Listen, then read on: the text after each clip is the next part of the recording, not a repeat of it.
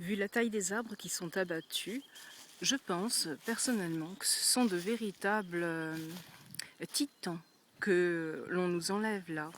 Et on appauvrit notre forêt en détruisant justement cette mémoire de la forêt. Le biotope va être amené à changer certainement de ce fait. Ces arbres boivent de grandes quantités d'eau. Le fait de les enlever, qui va boire toute l'eau qu'eux buvaient?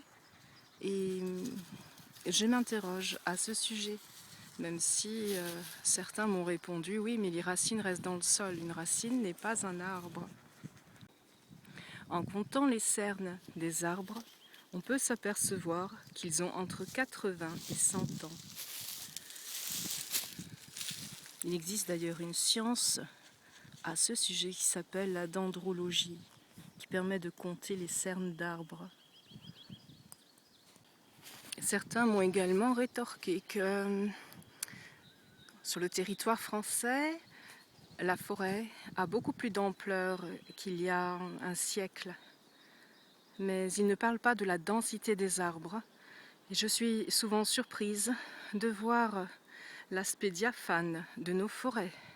Voyez là-bas, on peut voir au travers. Avant une forêt, on ne voyait pas au travers.